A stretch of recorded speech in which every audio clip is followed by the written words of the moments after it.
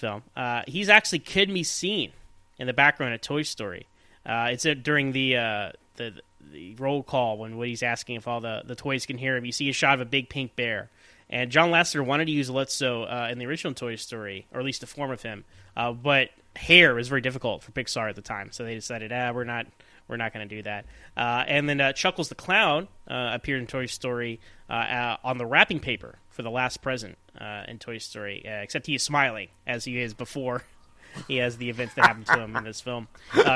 Ken, who is voiced by Michael Keaton, right? This is before his Keaton-sance in the late 20-teens. But Ken wears 21 different outfits in this movie. I thought that was interesting. And when we hear a new phrase from Woody's pull string, it's, I like to join your posse, boys, but first I'm going to sing a little song. And that had not been heard on screen before, but it was from the original Toy Story. It was from a deleted scene when Sid is torturing Buzz and Woody. So that was recorded all the way back. They didn't make up a new line for Woody. It's funny, they dusted that off. And the Western idea, the opening, was an idea originally thought of for the first Toy Story, but they cut it out at the beginning where we have the very extravagant Western opening where Andy's playing with the toys for the last time. And then finally, this was intended to conclude the Toy Story franchise with, Andy saying goodbye to his toys, and they really had no plans to do a fourth film after this one. But the film, as I said, was a huge success, and Pixar decided to continue with the toys with 3 shorts, 2 television specials, and coming this year, a 4th film. So there you have it, guys. Awesome. That's excellent. Thank you so much for that, Zach. I appreciate it. And let's start right at the beginning then with the opening sequence. I think the opening sequence is a heck of a lot of fun. It calls back all the way to the first movie, but it does a smart job of updating it with the new characters that we didn't have, as well as really puts you in the idea of the creative imagination that Andy has when he's playing with his toys. And, it's really fun how they go for quite a while and you think it's just going to be this Western thing. And then all of a sudden the Porsche comes in, right? And there's like beep, beep. And then it just like comes in and you're like, okay, this is totally they're playing and it's fun. And you can tell right away exactly what's going on. I remember the first time that we watched this, we didn't see this in theaters. We saw this here at the house. I don't know if it was on home video that I saw it first or if we just rented it or whatever. But when the train goes off the bridge, I was like, what is going on here? So they had me. I was totally, they totally had me when the train went off. I'm like, what is going on here? So, Brad, let's talk to you. What do you think about the initial opening of the film and the playtime with Andy? You mentioned it. I loved, especially rewatching it in the last couple days, how many of the callbacks there were in that opening sequence. Not only in the characters they're bringing back, but even in some of the dialogue that the characters are saying, clearly saying what young Andy said in the very opening sequence of the original Toy Story. And this movie does such a good job both in the opening sequence and in the last 15 minutes of those callbacks, which is why, to me, I'm excited to see a 4th movie, but there was so much care and attention put into really making this the bookend of a trilogy. It's very interesting, but I don't know. I've always loved that opening sequence. For some weird reason, it always harkened back to me, the opening sequence of the 3rd Austin Powers movie. I don't know why, but just this weird chase scene out in the middle, and I don't know. It's so over the top. Absolutely loved how much it, as you said, demonstrated the imagination of Andy, bringing in all of the toys from that second movie, and then we go right into the room and see what's actually happening in reality, which brings me to how much better the models of the characters are. Like, the human beings are they're not creepy anymore. It took them 3 movies, but suddenly the human beings aren't creepy, which is really nice to see Andy in a way that doesn't weird you out. And you also get a feeling in that opening sequence for what's gone on in their family life, what's gone on with the little sister, and he's going to college. It's a brilliant opening that encompasses everything that's happened in the trilogy and sets up where the movie's going to go. I love it. Yeah, there's one part in it, though, that really throws me out because it is so not believable out of the whole thing. And for me, Brad, you'll understand. It's when they cut to the mom and she's recording it, and little Molly comes in and knocks over the bridge set, and Andy does not freak out and get upset. There's no way any kid is going to calmly go with the flow on that. That kid would be freaking out and having a temper tantrum, and kids would be sent to their rooms. Oh, yes. No, you're totally right. That's true. I love the opening as well. I think it really captured like what a child playing with a lot of toys that don't work together, but finding a way to work them together. Like, here's my Slinky Dog with a shield, and here's my Tyrannosaurus Rex. And yeah, I mean, because we all had our Batman toys and our Star Trek toys or whatever, and sometimes we mix them together and have some fun adventures, and that's what Andy's doing here. And I think it was a real cool way, as you guys said, to kind of see the time that had passed between Toy Story 2 and Toy Story 3. It's like a nice little callback to what you know. You see Andy at the height of his relationship with his toys. As you said, Brad, the new toys from Toy Story 2 are now clearly part of the room, part of the gang. And then we get the mom with the camcorder, and it shows us, okay, that was then, and then this is now.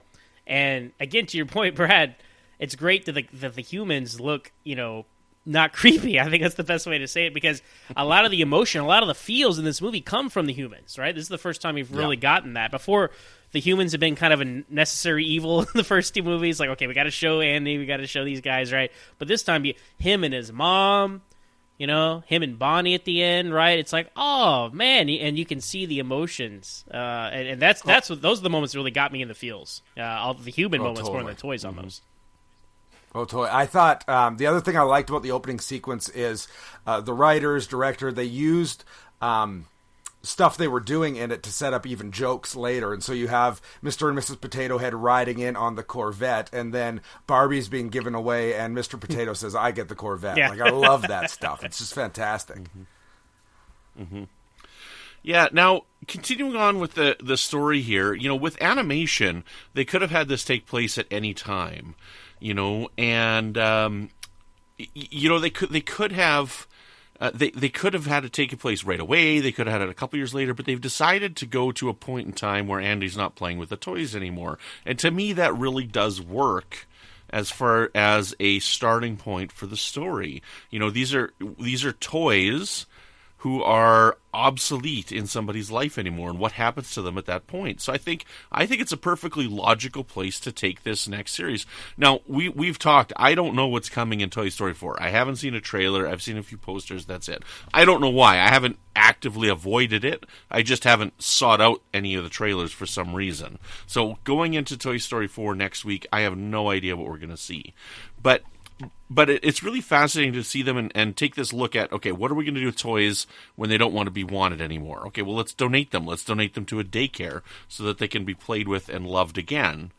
And then we get this whole misdirect as to what we think a daycare is going to be, and it's really well done because they go there and it's like this magical place where you're never going to want for love. You get replaced with new owners all the time, and kids are always going to be playing with you. It's this wonderful, wonderful thing, and then you guys go into this room, and then it's just a disaster because it's clearly the preschool room, right, where the kids just don't know how to behave with toys. So let's talk about the concept of the film. Zach, we'll start with you this time. What do you think of where they took the story this time? Well, I think it's really smart because kids who had grown up watching the first and second film are older now, and give or take the same age of Andy, maybe not.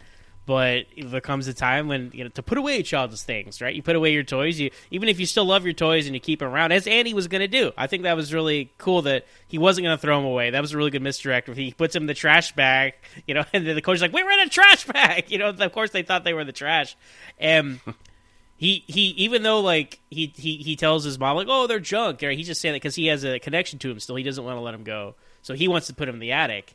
But he is going to keep Woody because Woody was the one. I guess Woody did win over Buzz Lightyear in the end, right? Because he's the one he was going to take to college with him. Mm-hmm.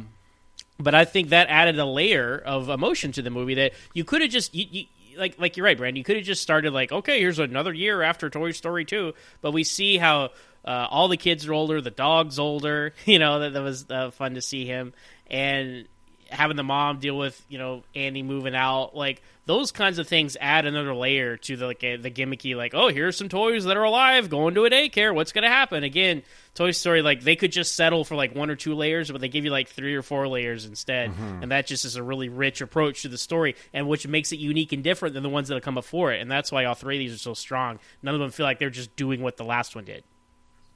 Yeah. Well, I'm going to say something that may sound like a criticism, but of the movie, but it's really not. It's actually, to me, it points to how brilliant all 3 of these films are, and particularly this one. The actual plot of the movie is very, very similar to the second one, in the sense of it's a character dealing with the fact of what happens when I'm either thrown out or damaged. I want to continue on being loved. I want to continue on having purpose. In the second one, it's Woody that experiences this. I've been damaged, and well, if I go to this toy museum in Japan, then I'm going to continue being loved. And everyone basically saying, no, you have purpose, come back. Similarly, it's just flipped around to the other characters. Mm-hmm. And even though it hits on similar plot devices and even a similar what's happening with these characters really trying to maintain their purpose, what they were created for, because of the interactions and the way there's almost different styles in the movie. You have kind of like an Escape from Alcatraz or Great Escape right. Moment, like because of just how brilliantly the story is woven together. Even though you hit on very similar points, you never really feel like it's a rehash unless you sit down and really watch all 3 and sit and take notes like I've done the last few days. Well, I mean, that's what people want of sequels, right? They want the same thing again, but different. And Toy Story has cracked that formula to give it to you.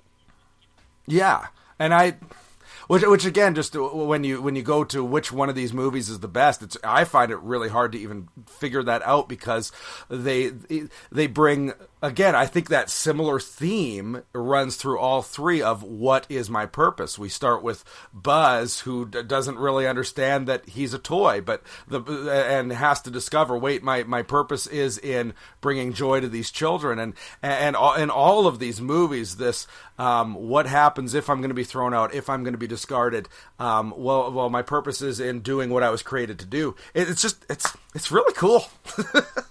Now, my favorite addition to this is definitely Ken.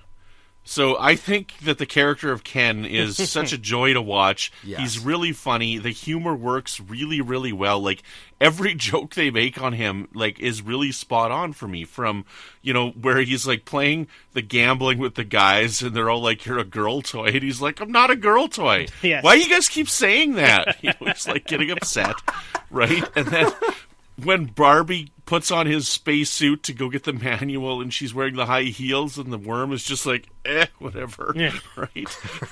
And then, I don't know, like, just all of the jokes with him are spot on. And then even at the end when when he writes the letter and they're all like, oh, Barbie has such great handwriting. Nice Barbie didn't write that. This Ken. So, I don't know. And I know it's Michael Keaton that did it, but I mean, like, he did a great job. I don't know. I think he's the best addition to the new film. Do you guys have a favorite addition to this film, like a new character that really stands out for you? Brad, we'll start with you there. Ken's the obvious answer just because of the humor side of it. I really enjoy Trixie and her having kind of a dinosaur pen pal online. I think that's pretty fun. Just a dinosaur. And I really like is it Chuckles the clown? Yeah. Mm-hmm. Yeah, I really enjoy his voiceover of kind of the emotional callback to what Lotso Bear went through, and I don't know, even how that character is played through a really emotional scene. He's still kind of the levity in it. Those would be the 2. So I'm going to go with Trixie. Mm-hmm. I would agree with you, Brandon. I'd say Ken all the way. I just think because the Barbie mythology, Barbie and Ken, right? So they're kind of playing into that. He is a girl's toy. I mean, that's what he is. Yeah. His only function is to be Barbie's boyfriend. That's the only reason this character exists. And it's just funny that he's the one that ended up there, in the dream house with all the clothes and that kind of stuff. And his whole, he has a lot of things to do plot wise. He's not just like, they could have left it at that, like, oh, here's a joke, here's Ken, and not funny, moved on.